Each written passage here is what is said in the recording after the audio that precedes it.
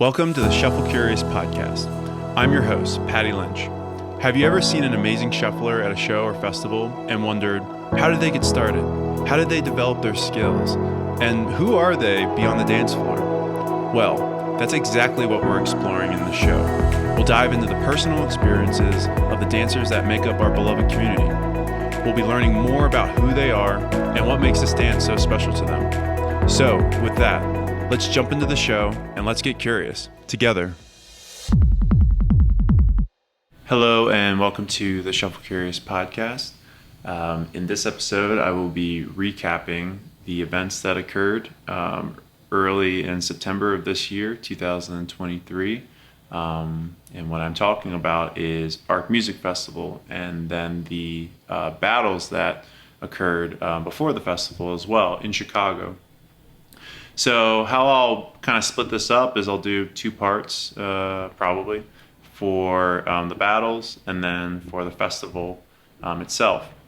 And so I just wanted to mention that really these events, the festival itself, it has been, very special to the shuffle community. It holds a lot of significance within the community because it's very fresh, it's very young.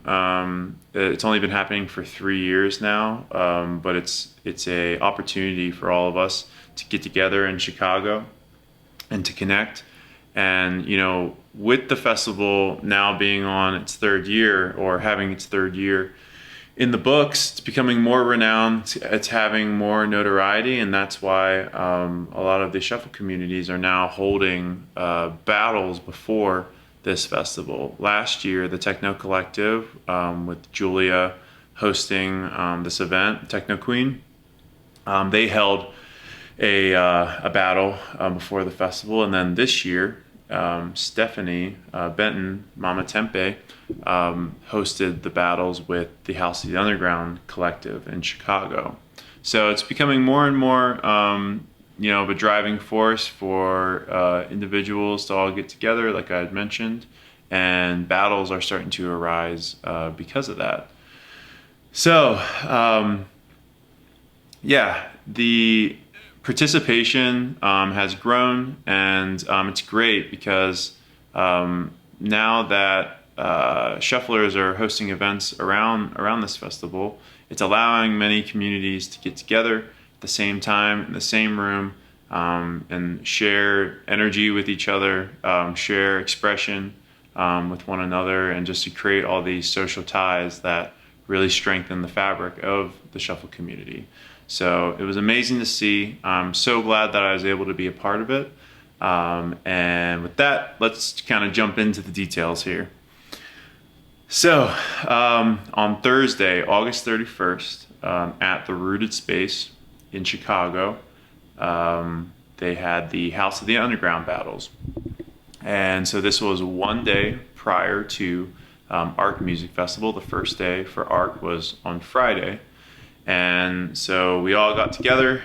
Doors opened at 9 p.m. and battle started at 9:30. So those were the logistics, but I would like to kind of go into a little bit about where I was before the battles, a lot of the anticipation on my end. I'm sure many people kind of share my sentiment with how they were feeling and whatnot. Maybe not exactly, but nonetheless, I'll jump into it. So for about 2 months before these battles, I knew that I wanted to participate. I knew that I was going to kind of need this for myself at least, and because I haven't been in a battle for quite some time. I think the last battle I competed in was at the Mile High Shufflers battle, the Kill-Off, in Colorado. And so I was in a 2-month full immersion Spanish program in Vermont. So I was away from, my local community. I was away from many shufflers just in general. And so throughout the summer, I was kind of being depleted of like that connection that I'm normally accustomed to. And yeah, I just wasn't really hanging out with a lot of shufflers. Of course, I was on, Instagram here and there. I really tried to kind of stay off, just to continue to be in that full immersion environment. But every so often, I would jump on, especially later in the program where I really felt deprived and isolated. But during that time as well, I was getting a lot of sessions in. I was labbing. I was kind of using shuffling as self-care, therapy, whatever you want to call it, during my Spanish school experience. And it really just helped with my stress relief, being able to express myself, because when your native language is kind of taken away from you, or it's discouraged to use it, you then find yourself not being able to articulate yourself, express yourself, like I had mentioned. So, dance is that universal language. No one's going to give me shit for dancing, but that's almost a better way of being able to express myself. Sometimes it's better than any of the word choices that you could ever use to express yourself. So that was that really helped me out in the Spanish school. But also I was labbing. I was doing my thing. I was working on not a lot of battle concepts, but just thinking about when I arrived at the House of the Underground battles, what I would do. And so a lot of physical preparation was involved. Not just for the battles. I mean, 4 days of dancing, you have the battles and you have 3 days of the festival. So it's like, how do you want to show up to that? And it was easy for me to really give it all I had during my sessions and my practice leading up to this, because it didn't really even feel like I was going too hard. But I'd get super winded and things like that. And especially when I got back to Colorado after my Spanish program, I had about 2 weeks between finishing my program in Vermont and then going to Chicago. So I was in Colorado for about 2 weeks, and just going back up to the high elevation definitely zaps you a little bit. So I continued to have the frequency of sessions that I was doing in Vermont while I was in back in Denver. So kind of moving on to how I was mentally preparing.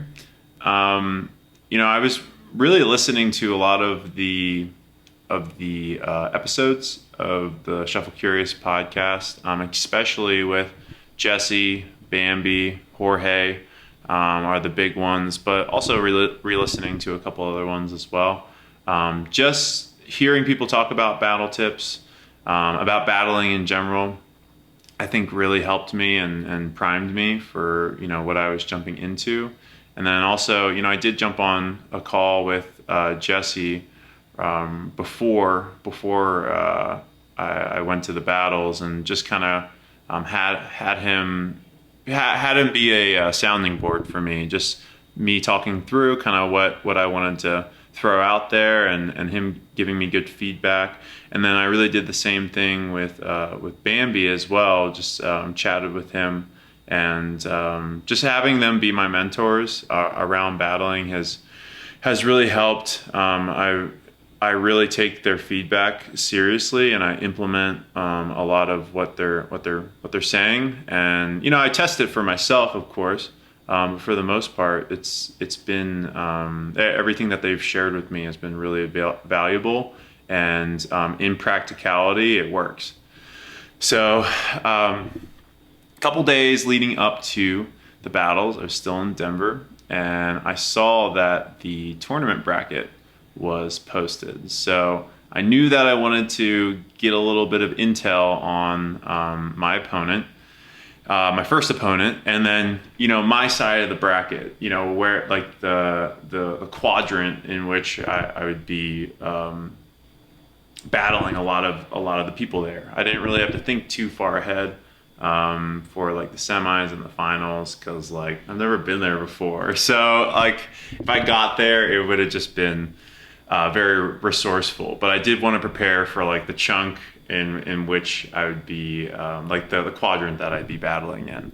So I saw that I had Andrew, also known as Beyblade Flow on Instagram, and he is out of Boston. He's a part of the Boss BPM crew. And so I just wanted to look at, what he was throwing down, what his style was, be prepared to counter his flow or to, cherry pick some moves that he does, maybe do it better, or try and do it better rather. But nonetheless, we just exchanged some love over Instagram, made a story, expressing how excited we were to battle each other. So at the end of the day, it's all love. It's never that serious. So, but as a competitor, you always want to have a little bit of information up your sleeve, to be able to show up and have the best chance of winning. So I arrived in Chicago the morning of the battles, and I just wanted to get settled in for the festival, for the battles themselves. And it's funny, I saw Shobith, who was another competitor who would be a part of the battles. I saw him at the airport, and he's competed in the ShuffleCon battles and a couple other battles out there, and he flew in just for these battles. So it was really cool to just talk to him. He didn't have a place to stay at the moment. I think his Airbnb wasn't ready, so he rode over with me to the Boss BPM Airbnb. And so it was cool just talking to him, kind of getting a little bit more primed for what we were going to experience later that night. Just hung out at the Airbnb. And as the day went on, more of the Boston fam started to trickle in. Fang and Carolina being some of the other competitors who were also staying in the house. So it was good to be able to be around other shufflers who would be competing, and just discussing the goals for the battles. Everyone had like kind of different goals. For me, it was really just for the experience, and to continue to desensitize myself to like that battle pressure and that performance anxiety around battling, because it's a real thing. And the more that each of us can do that, but especially me, I think the better results I'll have for these battles. So it was good talking to them. Everyone kind of had like a relaxed, laid back type of mindset, and it really helped me prime for what was to come.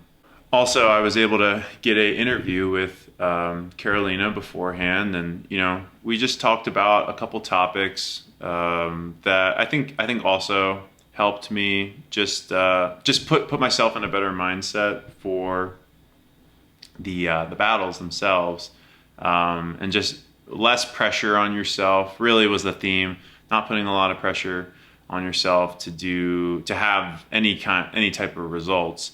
And we were talking a lot about like social media and things like that, with like posting videos and whatnot. But I was able to kind of take the relevance of that and apply it to battling, and we also talked a lot about battling as well. So it was just a good primer. So after I spoke with Carolina, Fang, and myself and her, all rode over to the battle location, which was an awesome venue. It's called the Rooted Space. It's a very open concept, open format type of room, provided a very ideal setting for the competition. And I mean, really, it was well lit. Everyone could see each other. It wasn't like a dark room or anything like that. Music, was bumping. The atmosphere itself, as we were arriving, we got there a little bit late, so I was a little bit frantic, but I think we started a little bit late as well, so it was perfect. But the room was just charged with anticipation even from like the audience, the competitors, the organizers, everyone who was helping out. There was just that anticipation. But like I said, music was bumping, everyone was having a good time, and it was all extremely good vibes. Like no one was being too serious, or no one had too much of a game face on. It was mostly all smiles. So yeah, like I said, as I entered the venue, it was a lot of mingling, a lot of just warming, like people warming up, doing their thing, getting physically ready for the battles, but also just chatting. And this is what I love to see time and time again when we have these type of events, is just people connecting, hugging, exchanging greetings if it was their first time, exchanging love, if it's familiar faces and things like that. So really that pre-battle atmosphere that a lot of us witnessed was very much like a testament to the unity and the camaraderie that the shuffle community has. So another thing that wasn't really a surprise to me, but I just always find it incredible regardless, was the support from the audience. So as the battles started and our preliminary rounds started to hit, we had spectators cheering for both sides at all times. There were all types of battlers that were entering the arena, more veteran, first timers, those with a ton of skill, those who might have just started shuffling, and some people hitting musicalities, some people not, all across the board. The full spectrum of the shuffle community was entering that battle arena, which is great. And it didn't matter, where you were from, what community you were about, what level you were. Both sides of the coin were getting the utmost support from the audience. So the room was just beaming with enthusiasm, positivity, encouragement, and that was extended to every battler. So that inclusive and like uplifting environment is really another testament to the community, and I love to see that. And I know that doesn't happen everywhere, but I think we're really normalizing that in the community itself. Like, battles are not that serious. Like, this is what it's about. It's about just allowing this open format for expression.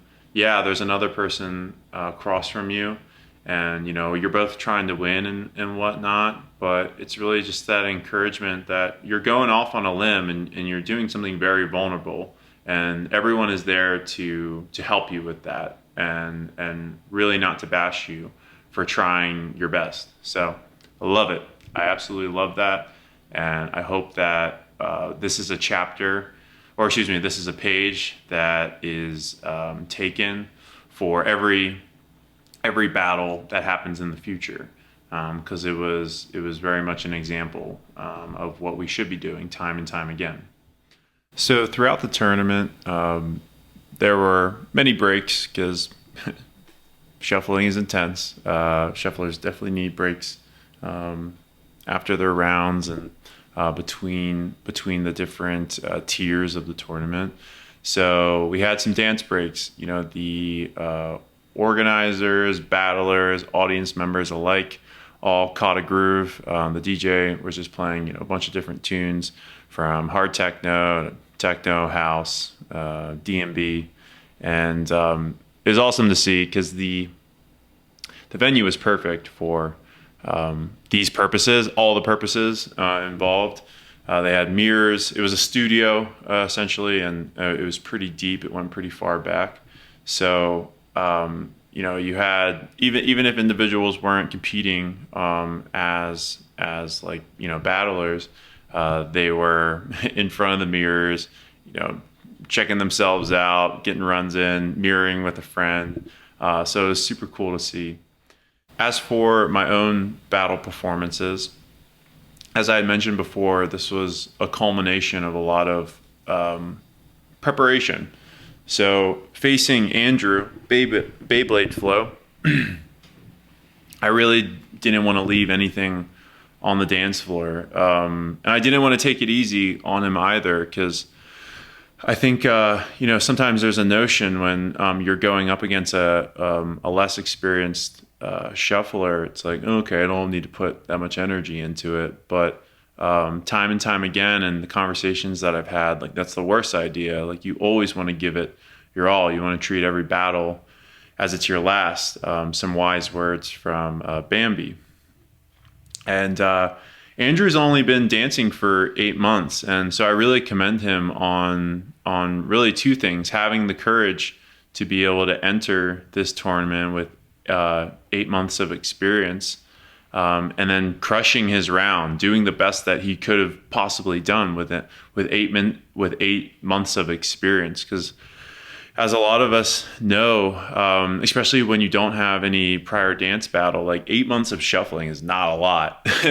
It's not a lot of time to really like tap into your fundamentals and your foundations, and really to even work on auxiliary moves outside of that too, or to be clean with them as well. So not a lot of time, and to be able to enter a battle with all of these like nationally renowned shufflers, me not being one of them, but I do have I've got 3 years just about of shuffling right now. That it takes a lot of courage. It takes a lot of balls to do that. So I really commend him for that. And in that same sense, I just want to show some respect and love towards all the other first-time battlers that that competed in this one, and a lot of them being from the Chicago Shufflers. So Candace XD was one of them. These are all Instagram tags. Wonky Feet, Alert Printers, my boy George, who was a complete vibe throughout the weekend. Thank you, brother. Auto Know My Mind, Elena of Troy, Cyber Kitty, Morgan, who was a pleasure meeting for the first time at the battles and throughout the festival. Her IG is Groovy Moosh, and then D's Golds. So if I missed anyone else, sorry, but I respect the hell out of you for taking that leap to do your first battle. I commend all the individuals who I mentioned as well. It's no easy feat, so congratulations. So for my next round, I was, and I knew this would happen, I had Araya. And, as I mentioned, in my little quadrant of the tournament bracket, I was like scoping out who I might see, and I saw that if I won and then Araya won, we would meet. So that's what happened. And Araya has been on the show before, twice, for her interview and then for a flow showcase. But I just know her as like a stone cold killer in the battle scene as well. She has a lot of experience in this, and she's just a phenomenal dancer. She effortlessly uses like her feminine charm in the battle space, and because I've seen it time and time again. I've studied her battle film, and so I knew that this would be a very difficult battle to have, and so. I tried my best. I played a lot of defense throughout because I know that she would use me as a prop. And but as I was doing that, I knew that she'd be coming for me. I knew that I kind of wanted to, make her moves not as effective, maybe move around a little bit. But I wasn't really listening to the music. And she went first. So many of us know that when you go second, you have a little bit more of an advantage. So I thought that would help me, but I didn't capitalize on it because I wasn't listening to the music to the best that I could. I was more focusing on what she was throwing, which could have been a good thing, but I didn't. She used a kind of like a kill off or a diss where she kind of like flipped her hair, And I totally could have used something with that. I could have flipped my own hair, or I don't really like to touch my opponents, and I don't think it's classy to do so. But yeah, maybe pretending to flip her hair or something like that. I think would have been cool, or would have shown that I was paying more attention. But at the end of the day, I knew that it was a steep mountain to climb to win. But so at the end of the day, she definitely rightfully won, and it was such an honor to share the battle space with her and to get that opportunity. I think it made us a little bit more closer, and it was all love. It was all love throughout. Even if you look at the film, it looks like we're a little bit we've got a chip on our shoulder about one another. But at the end of the battle, it was all smiles, all hugs, and like I said, it was a complete honor. So great job, Araya. So as the tournament progressed, the battles continued to get more and more intense. The crowd was still all love. We had a lot of renowned battles, or competitors rather, facing off throughout. And it was really a testament to the talent within that room, and then just within the shuffle community in general. So, every single tier of the tournament, as we got closer and closer to the finals, was a showcase of skill and creativity. So I just want to shout out my crew member, Sed, absolutely killing it in all of his rounds. Caro and Chris, Crisis Shuffler, doing their thing, very, very distinct styles that are so versatile as well. And they brought something different to each of their rounds as they got closer to the finals. George, of course, stood out to me because he used a lot of I think it's called Vogue and muzzing while he was shuffling. And I think that really secured his first round when he was just throwing out a bunch of different dance styles as well. So it was very fun to watch.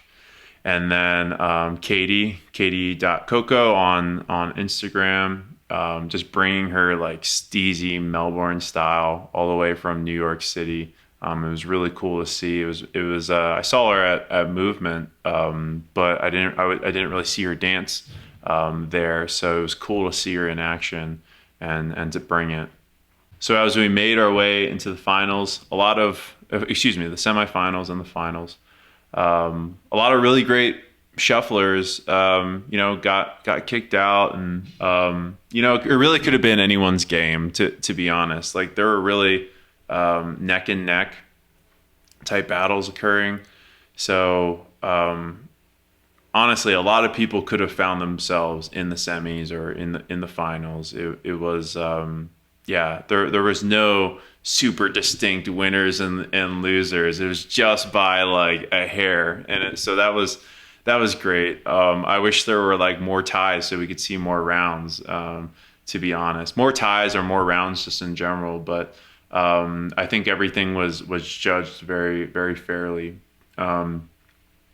So with the semifinals, we had Shobith and Kidani, who made it on their side of the bracket, and then Carolina and Chris making it on the other side.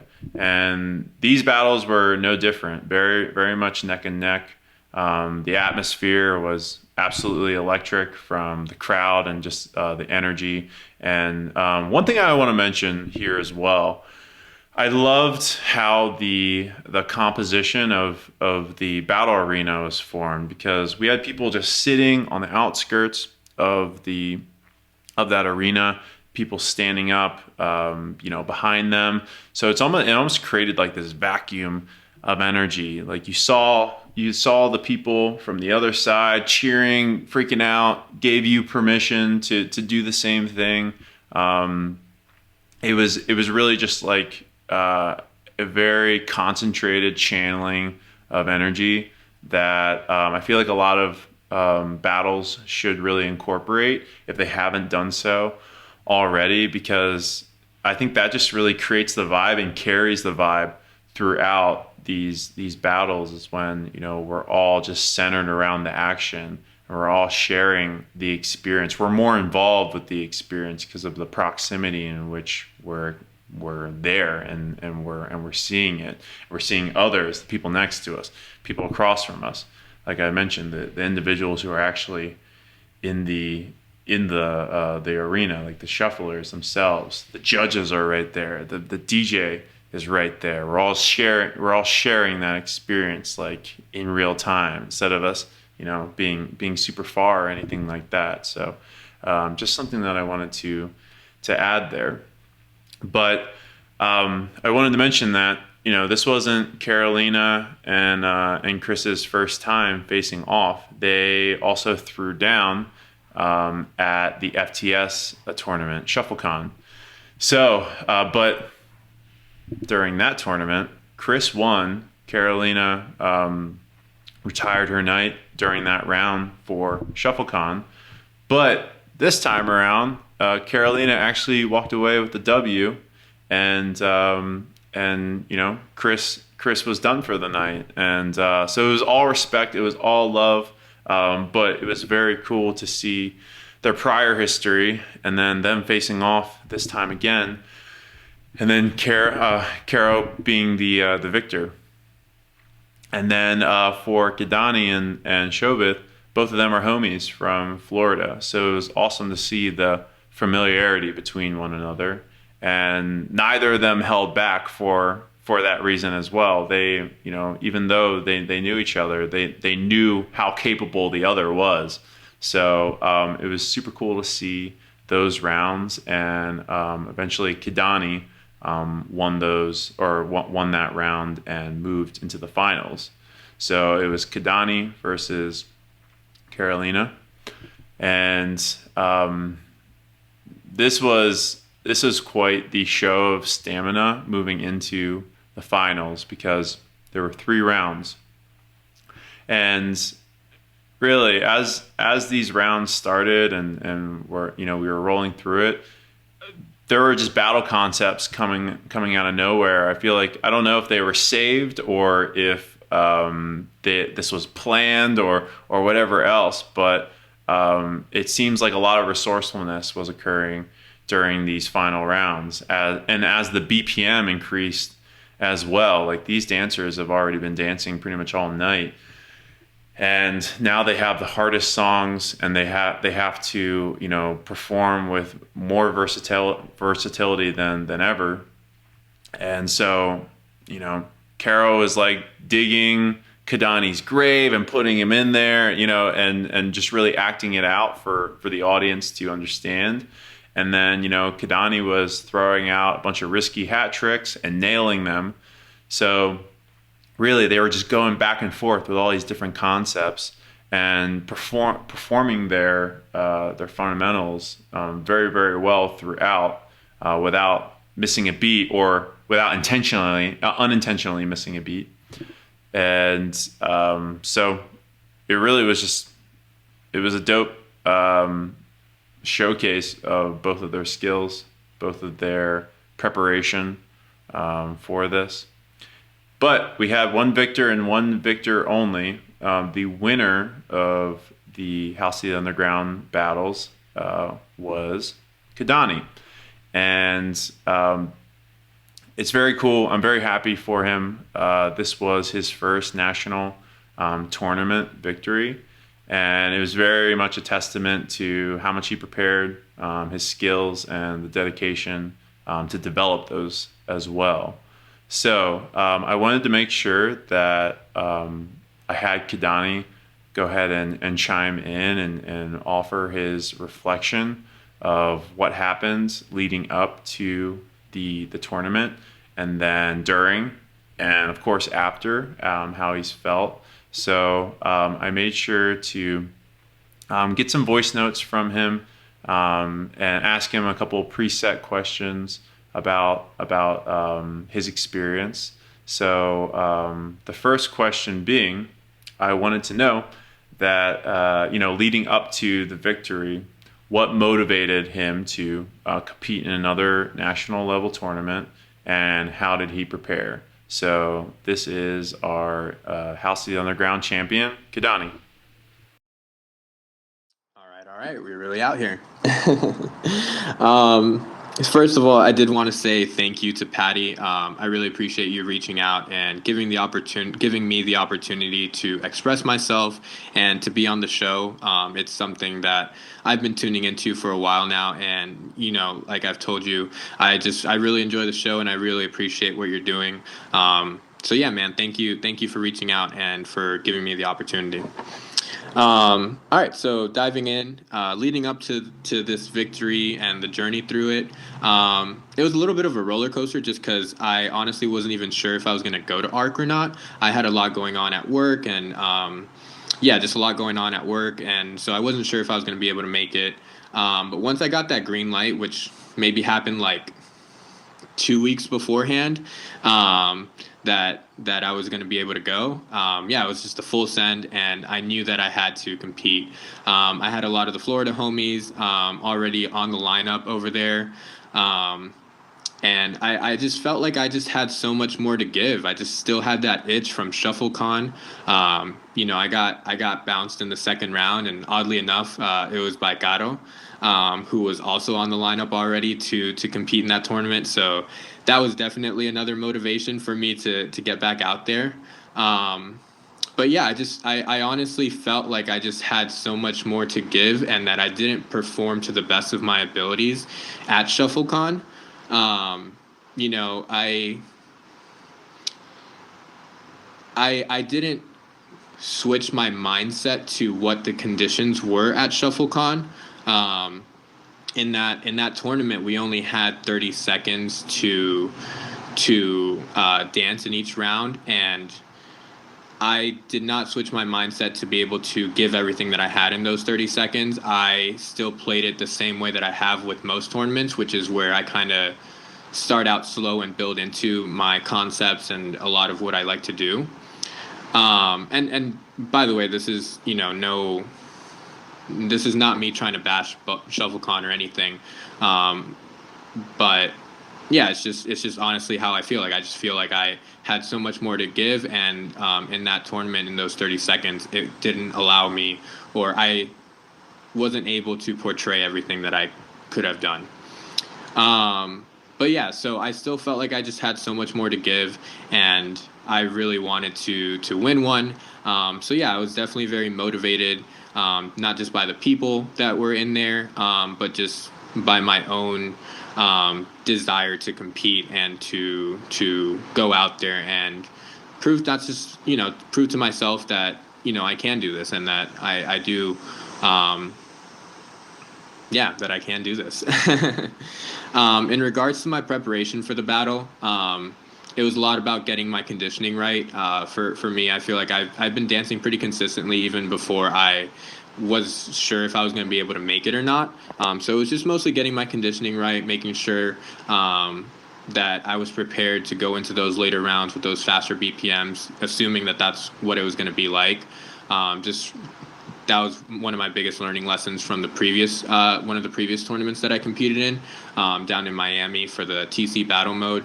I was so tired by the last round, so I knew that I didn't want that to be another factor, or I didn't want to make that same mistake again. I wanted to make sure I had my conditioning right. And yeah, another thing that I would like to touch on in regards to preparation for the battle, was just getting my mind right, even leading up until the day of and during the battle.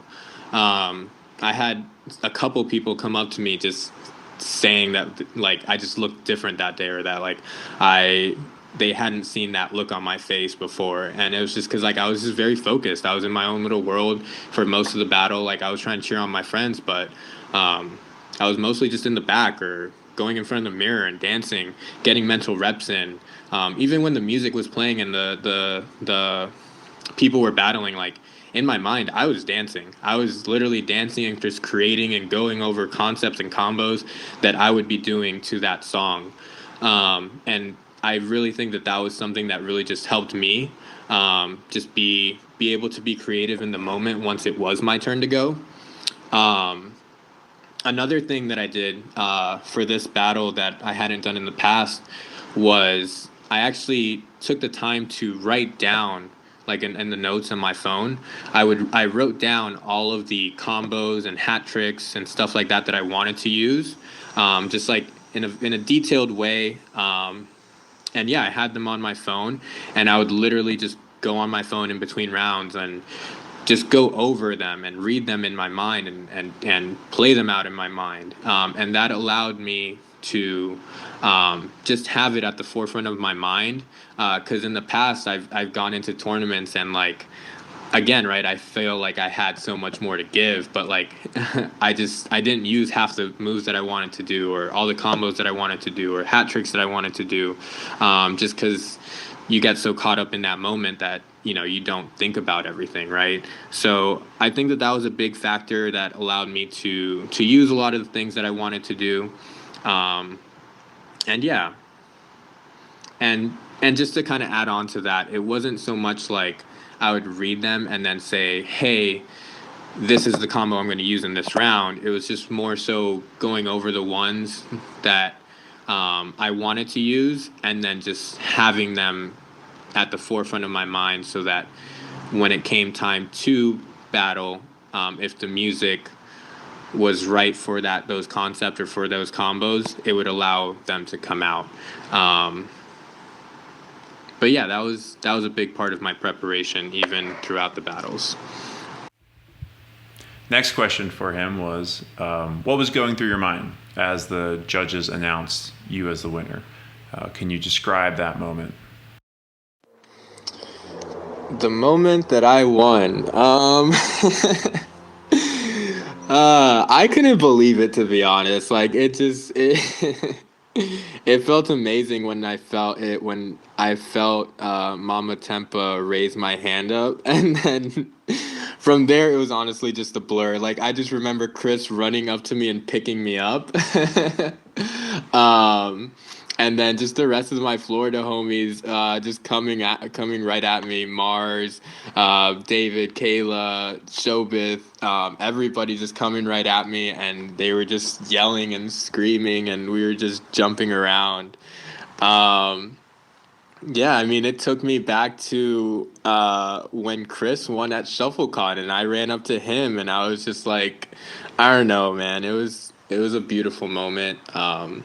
I was just very thankful that I won, and yeah, it was a very beautiful moment. Just taking it all in afterwards. The people coming up to me and congratulating me. It was a lot. It was a lot, but it was very, very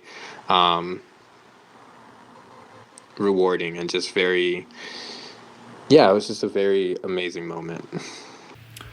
Next question for you. Were there any particular moments or moves during the battles that you're especially proud of, or that you feel contributed towards your win? Were there any particular moments or moves during the battle that I am proud of, or that I feel contributed to my win? Definitely the hat tricks, right? Yeah, good old reliable. Yeah, it was. I mean, I do feel like the hat tricks that I was able to do was something that made me stand out, and was something that set me apart from other people. So I am proud of that, that I got to use them. But outside of that, it was just feeling comfortable in the moment, and being in that moment, and just focused on the music. Like I feel like I created a lot of things on the spot. A lot of what I did was kind of just variations, or variations of concepts that I had. And yeah, like I had Chelsea came up to me after one of my rounds, and she told me that it looked like I was just in the lab. And that's literally what it felt like. Like I just felt like I was just very comfortable in there, and I was able to just be creative in the moment. And when I feel that way, and when I'm like that, I feel like is when I'm at my best, when I'm not thinking, and I'm just very in tune with my body and the music. And yeah, that's when my best comes out. So I was very happy that I was able to get tapped into that and just show that and put the emotions into it and put myself into the dance. Next question. How did your fellow dancers and competitors react to your win? What kind of support did you receive from them before, during, and after the tournament? The reactions to my win, huh? Yeah, I mean, it felt great, man. All the Florida homies were really hyping me up and just like congratulating me. Our group chat on was blowing up. Like people were saying that they started a Ghost Slay chant in the IG live, and like it was just really awesome, man. Just taking that all in and just feeling very grateful for it. They were definitely hyping me up a lot. You know, uh, the ones that were close to me, they told me that I earned it, I deserved it. They've seen the work that I've put in behind the scenes. They know how much this dance means to me.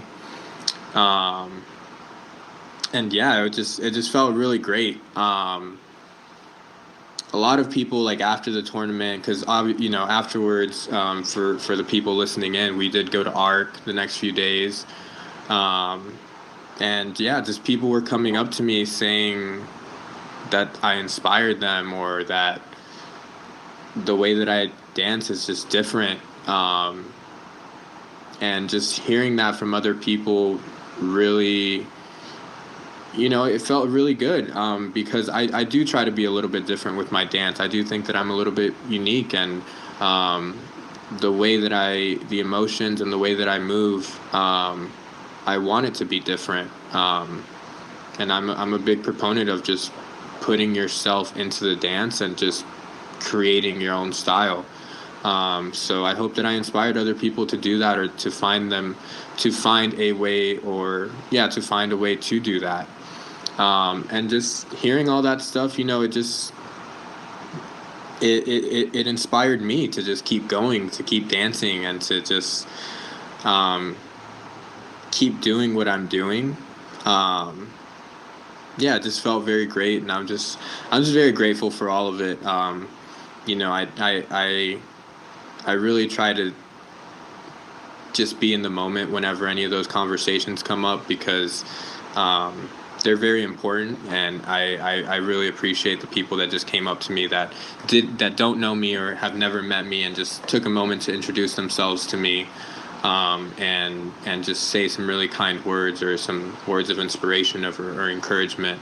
Um, like when I was at ARC and people were doing that, I would have sunglasses on, and like I made it a point to make sure I took them off, to look them in their eyes and say thank you, and to yeah, just say thank you, and that I appreciated those things, because I know that kind of takes a lot. Like as somebody who um, has been in the scene, I know that it can be intimidating, or something like that, to go up to somebody that you don't know, and to just, whether it's congratulate them or just introduce yourself. So I appreciate the people that did, and yeah, it just felt very good to have that support, um, and to bring one home for the Florida team. um, yeah, man, it felt good to be a champion. And the final question. Winning a national level competition can absolutely be a game changer for a dancer's career. How do you think that this victory will impact your future as a shuffler? And what are your aspirations moving forward? Okay, this last question. Yeah, it's a tough one. So, yeah, or how does this impact my future as a shuffler, and what aspirations do I have moving forward? So, when I read that question, the first thing that comes to mind is the moment before the finals. I was just taking some time for myself. We had a quick little break between the semis and the finals, And in those moments, I told myself that this was my time. This was my moment. It's time to absolutely just go out there, give it my all, and fucking win this thing. Like, that was the conversation that was in my mind. Um, but the reason that I had that conversation was so that I can win this and so that I can go focus on DJing. Um, I honestly believe that that is where my aspirations lie, or I know that that is where my aspirations lie, is to become a DJ and go fully into that and pursue that passion. Um, but, obviously I still love this dance and it's a big part of my life. And um, so, yeah, I'm not sure where I'm going with this dance in the future. I know that I'm on the back half of my dance career. I'm 31 years old right now, and I just know I'm on the back half of it. Um, Things are really taking off though here in Florida and just in a national level in regards to tournaments and the community. And that's just so inspiring to see, honestly. And it makes me want to keep going and it makes me want to compete because all the people around me they're getting so into it and they really want to keep going to tournaments. Like, they want to go to New York, they want to go to Denver, they want to go to California next year to compete. And I'm just like, oh my gosh. I want to be there. I do. But we'll see. We'll see. But I'm just very grateful that I was able to do what I did. But I definitely see myself focusing more on DJing in the future. Because it's tough to focus on both, man, along with just life in general and work. Because to compete in tournaments, like, I take it serious, I really do. And like, if I'm gonna compete, I'm going there to win. Like, I'm not going there just to have fun. I mean, it is all about fun. Yeah, you get that. But no, yeah, I go there to freaking win. And with that comes a certain level of discipline and a certain level of preparation, going to the gym, dancing, practicing, doing all that stuff. And all that stuff is very time consuming. And although I love that, I know that doing that also takes away from a lot of significant time that I could be putting towards my DJing. So, yeah, I don't know. I'm just very grateful for it. Right now, I'm living in the moment. We have a tournament coming up here in Florida, and I'm going to be a judge. So I'll definitely always take that option if it arises. But yeah, we'll see. I know this probably wasn't the last tournament that I'll compete in, but in the immediate future, I don't know. It's up in the air. We'll see what happens. But DJing is definitely where my heart lies, and I know it's where my future is. So I just want to congratulate Kadani one more time on winning this tournament, being the champion of the House of the Underground battles. I think it was very well deserved, and it was a long time coming for him with all the preparation and dedication that he puts into this dance. So great job, brother. Really proud of you. As for the battle experience overall, this was more than just a competition for many of us. This was a very unique time for all of us to get together, to be able to connect with one another, support each other, establish a positive vibration before the festival started. So really, Kadani was not the only winner here. I think a lot of us won through this event, and we were really able to foster a sense of community and this shared passion for the dance when we all gathered on this fateful day. So before I wrap up and get out of here and end this recap episode, I just want to extend a heartfelt thank you to the organizers around this event, House of the Underground as a collective, but also Stephanie as well for being the lead on all of this. Really, your guys' hard work, dedication, and vision created a awesome experience, an unforgettable experience for many of us who attended. And really the commitment that you showed to just fostering this inclusive, positive, energetic atmosphere before we jumped into a 3-day festival, it was truly remarkable, and it was an absolute success across the board. So thank you so much for putting in the effort and the energy and the attention to detail that made this such a great event. Thank you. And with that, that's all I have for this episode. So you guys can take a look at the show notes. I mentioned a lot of people in this episode, and so you can go ahead, check out their pages. Definitely look at the new battlers that were a part of this tournament. They're up and coming. I'm sure they'll be a part of other battles, so definitely go follow their pages, and also check out House of the Underground as well on Instagram, doing a lot of great things for the Chicago scene, and also the Chicago Shufflers as well, who always create an amazing environment at the Arc Music Festival, and just across the board, great community to visit. And I really just thank everyone, all of these groups out of Chicago that made this weekend what it was. So thank you. Stay tuned for part 2 of this recap, where I will go over Arc Music Festival. Until next time.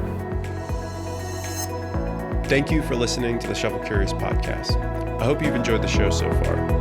We are past the launch, and I'm so appreciative of the support that the show has received. You guys have really stepped up in a huge way, and I'm eternally grateful for that. I know this is a big ask due to the show just starting, and it's very much in its infancy, but any and all support would really be amazing from you guys. So I just wanted to come on and list a couple ways that you guys can help out the podcast moving forward. So first and foremost, subscribing to the YouTube channel would be a huge help. Among, also sharing and following the show on other social media platforms, such as Twitter, Facebook, Instagram, but in particular, YouTube will really help increase the visibility of the show, and it can help to reach a wider audience as well. In addition to this, leaving a review on anywhere where podcasts are distributed, such as Apple Podcasts, Spotify, Stitcher, can really leave a positive impression on new listeners, and it will help them discover the podcast more readily. Also, engaging with the podcast, so leaving comments, participating in social media discussions, and just anything that would really help build a community around the podcast would be of great assistance. And please feel free, DM me my personal Instagram at Patty Creates, or the show's Instagram at the Shuffle Curious Podcast, with the spaces being underscores. I would love to hear any feedback, any ideas, any discourse around the show. It would be an honor to hear you guys out and implement some of the ideas and the feedback that you guys have for me. Also, donating to the podcast directly or purchasing a Shuffle Curious shirt would help out a lot. There's a lot of time, there's a lot of energy, and unfortunately money that goes into the podcast, and it will continue to go into the podcast. So let's just get one thing straight here. It's really been a complete joy doing the show, and no matter how much or how little monetary assistance the show receives, we'll still be performing the mission of bringing the Shuffle community together. But with a little bit of help, I'll be able to travel more for these interviews, buy better equipment, be able to compensate all the amazing people who have made the show a reality and have volunteered their time, things of that nature. So buying a shirt would be much more than buying a shirt. And I don't know if you guys realize, but if I ever saw someone at a festival wearing a Shuffle Curious podcast shirt, you would be my best friend in a huge way. I'd love to see it, and I'd give you a big bear hug. So you can purchase these shirts on the Instagram bio of the show, also the show's website, and then I'll have links in the show notes as well. As for the donation, just please, send me a DM if you feel inclined to donate to the show. I will definitely entertain that, and if you're so inclined, that would be absolutely amazing. I'm not going to create a button for donating to the show or GoFundMe or anything like that. It would just be a conversation between you and I. So, and I thank you for that consideration. But lastly, you guys have supported the show just by listening. Also, listening to this whole outro, that's awesome. You guys rule for doing that. And I just cannot understate my appreciation for all of you guys for being a part of this crazy ride that it's been so far. So without further ado, I wanted to get on, give you guys a couple of ways that you can support. You can run with as many or as little of them as you would like, but I thank you, regardless for your listenership and support. So with that, I'm going to get out of here. Please get out there and dance, stay curious, and I will see you in the next episode, friend.